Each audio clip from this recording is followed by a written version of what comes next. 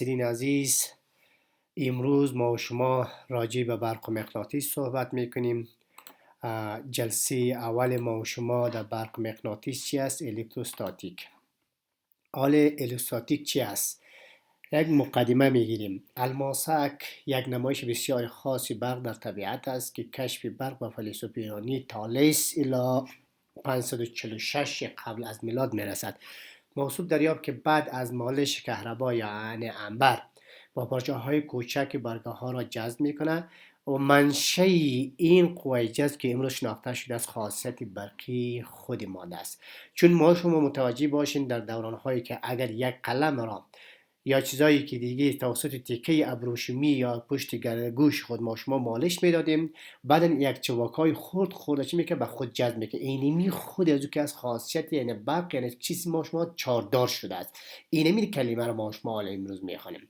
این کلمه برق چی است؟ کلمه برق یا الکتریک در حقیقت از کلمه یونانی به نام چی؟ الکترون که یعنی به معنای کهربا گرفته شده است. کهربا یعنی انبر در نتیجه عملیه مالش خاصیت جذب پیدا می کند.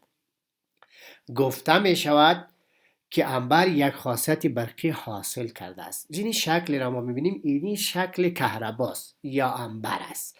پس عمل متقابل بین چارج های برقی را حادثه الکتروستاتیک نشان میدهد. اینجا مشخص شد که این عمل متقابل بین چارج های برقی را حادثه الکتروستاتیک را نشان میدهد. حالا این برق ساکن یا الکتروستاتیک بخش ما شما امروزی است در برق ساکن است. این برق ساکن یا الکتروستاتیک چی است؟ با مطالعه چارج های ساکن در اجسام چارجدار برق ساکن یعنی الکتروستاتیک میگوید. حال ما شما پیشتر قبل گفتیم که جسم ما شما توسط مالش یک جسم جذب میکنه یعنی چارجدار میشه. حالا میگم چارج برقی چی است؟ چارج برقی یک مشخصه ذاتی بنیادی است که اجسام از آن ساخته شده، یعنی یک مشخصه ای است که هر جا این ذرات وجود داشته باشد خود به خود همراه آنها موجود است. به این معنا که چارج برقی تولید نمیشه یا از بین نمیره. پس به این صورت ما شما حالا میخوایم که در طبیعت دو نوع چارج برقی وجود دارد که چارج های چی مثبت است و چارج های چی منفی است. ما شما در درس های خود دوران مکتب هم خواندیم که چارج های هم نوع یک دیگر خود دفع و چارج های مختلف نوع یک دیگر را جذب میکنه. یعنی مثبت و منفی یکی دیگه خود جذب میکنه. اگر مثبت باشه دفع میکنه، اگر منفی باشه چی میکنه؟ دفع میکنه. پس این میره به نام چی؟ چارج های برقی یاد میکنه. پس همه مواد از ذراتی که به نام الکترون، پروتون و نیوترون تشکیل شده اند. این الکترون ها دارای چارج منفی است، دارای چارج منفی است. پروتون های ما دارای چارج مثبت. پس نیوترون های بدون چارج هستند. ما شما اگر یک هسته را در نظر بگیریم، در هسته ما شما پروتون نیوترون وجود داره، اما در مدار اتم ما شما چه الکترون ها حرکت کنند. این مدارهای ما شما مدارهای اتم ما شما دارای چه چارج های منفی است و داخل هسته ما شما چارج پروتون یعنی چارج مثبت وجود داره و نیوترون ما از نگاه چارج گفتیم خنثی است. پس اینجا همه مواد گفتیم یک جسم ساخته شده بس دارای کتله ای می باشد. اینجا کتله الکترون و پروتون هم در نظر میگیریم. حالا چارج یک الکترون ما چقدر است؟ -1.6 ضرب 10 به توان -19 کولن است. اینجا متوجه باشین که واحد چارج برقی ما دستگاه بین ملی چی است؟ کولن است. اینجا ما واحد چارج خود چی کردیم؟ کولن میگیم. پس چارج یک برقی ما واحد چی میشه؟ کولن میشه. چون ما شما در بعضی کتاب ها کولن میگن و در بعضی کتاب های ما شما کولم میگیم. هر دویش یک معنی میده. پس این ساعت ما چارج الکترون و چارج پروتونی ما شما مثبت 1.6 ضرب 10 به توان -19 کولن است. این چارج یک پروتون ما شد.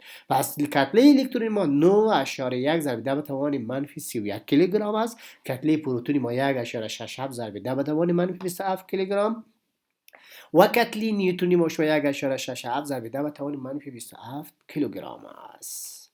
این کتله و چارج الکترون و پروتون ما شد. حالا می‌بینیم از ویژگی‌های چارج برقی مواد. ببینید که ما شما اصل کننده بودن چارج است. اگر جسم خنثی الکترون را به دست آورد یا از دست بده، همارا چارج برقی مشاهده شده جسم. مثلا درست از باره از چارج بنیادی است. پس اینجا ما شما چارج‌های برقی مواد ما شما مضرب تام این عدد چارج برقی است، الکترون است. این تعداد الکترون است که قیمت ها 1 2 3 4 تا لاین قیمت میاد. پس چارج برقی جسم ما شما کیان؟ اگر جسم الکترون گرفته باشد چی است؟ منفی است، منفی ان ای است. اگر جسم الکترون از دست داده باشد چی است؟ مثبت. ما به این طرف ما شما میتونیم مشاهده بکنیم. میایم آله ما شما برای معلوم کردن چارج برقی باید آله داشته باشیم. او آله به نام چی است؟ به نام الکتروسکوپ که از اون ما شما استفاده میکنیم برای مشخص یا معلوم نمودن چارج برقی که آیا چارج برقی ما مثبت است، آیا جسم ما چارج دار است، آیا جسم ما چارج منفی داره، مثبت داره، هر چی داره ما شما توسط این آله الکتروسکوپ مشخص میکنیم. پس امی الکتروسکوپ ما شما از سه جزء ساده اصلی ساخته شده است. یکی از کلاهک فلزی است. دومش چی هستنی؟ میله فلزی است. سوم ورقه های نازک آلومینیومی است که از این شکل ما شما خود ما ساخته میتونیم و براتی ما چارج خود تشخیص کرده میتونیم. حالا میایم الکتروسکوپ خنثی. این حالت که است این پلاش این الکتروپ حالت خنثی است. این ویدیو رو ما شما پلی میکنیم ببینیم که ما نوعیت چارج مشخص چارج یا جسم یک میله چارج دار با اون نزدیک میگیم که در کدام صورت پلاها از یک دیگه دورتر شد جسم چیز الکترون ما دارای چارج است. این ویدیو رو مشخصا ما شما حالا ببینیم که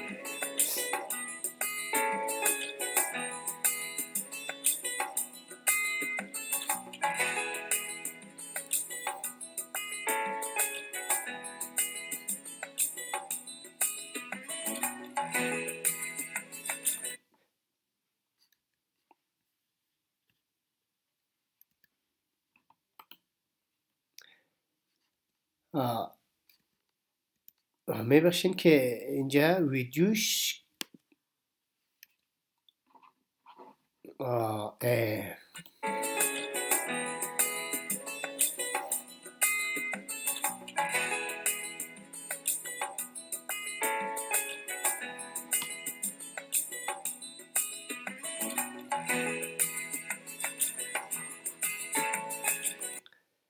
میبخشین قبلا که ما پایین بالا رفتیم به این اساس حال ما شدیم که میله ما دارای چارج منفی است. این ما با کلاهک فلزی در چی میکنیم؟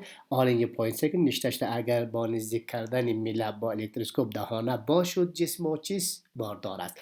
ببینیم اگر امی میله ما شما دارای چارج مثبت با هم نزدیکتر بکنیم چی خاصیتی را شروع میکنه، چه خاصیت را نشان میدهد.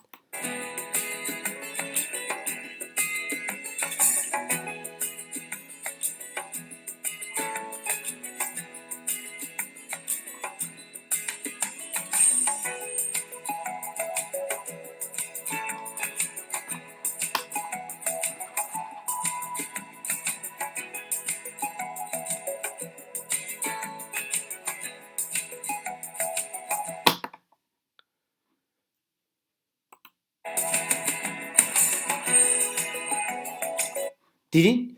ببینیم بازم قبلا که هست میله ما چارج منفی بود. حالش چی است؟ چارج ما شما چی است؟ چارج مثبت است. حالا سکین اگر هنگام نزدیک کردن میله به الکتروسکوپ خنثی قبلا در حالت اول خنثی بود ورقه ها باز شد بازم هم میگیم جسم ما چی است؟ چارج دار است.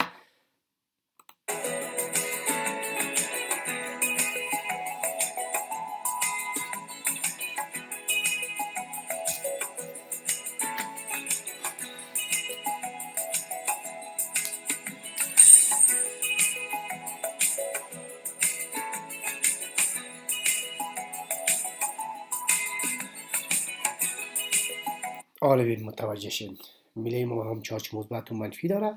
اگر با نزدیک کردن میله به الکتروسکوپ ورقه تکان نخورد جسم ما بدون چارج. ببینید حالتی هیچ تکان نخورد. حال ماشی هست این الکتروسکوپ ما چارج.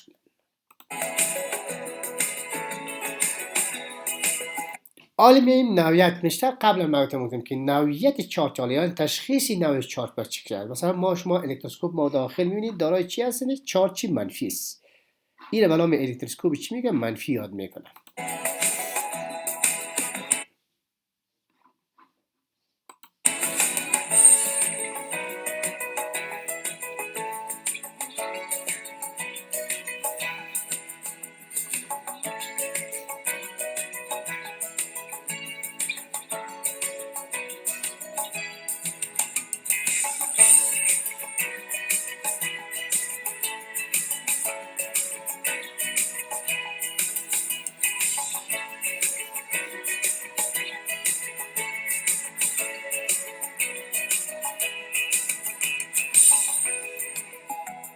متوجه باشید.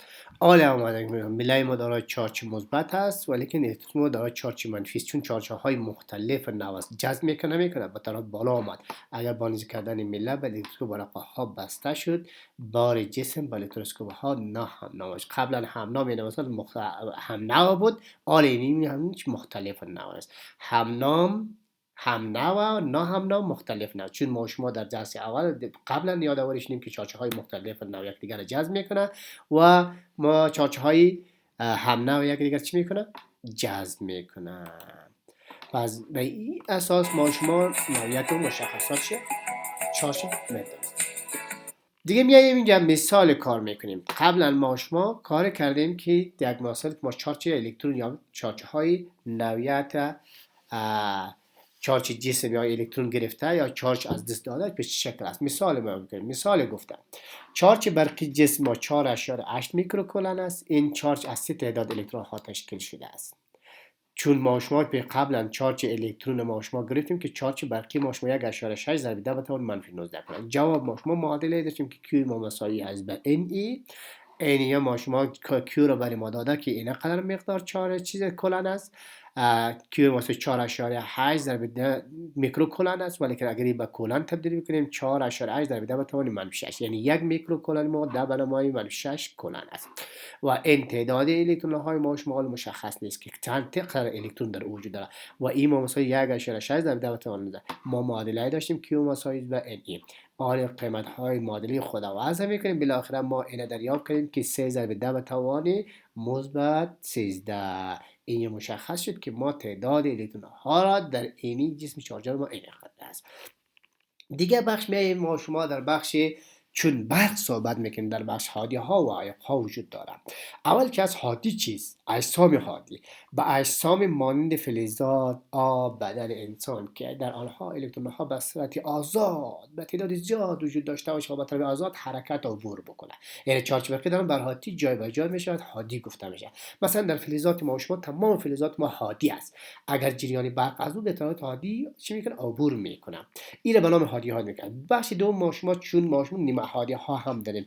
بخش نیمه هادی های ما شما در آلات الکترونیکی زیادتر کاربرد دارد که در نیمه هادی ها ما شما میخوانیم، خصوصا در بخش الکترونیک که بخشی زیادانه داره. چون بازم اینجا ما هادی و نیمه هادی و عایق ها داریم، یک تعریف خلاص و برشان شده.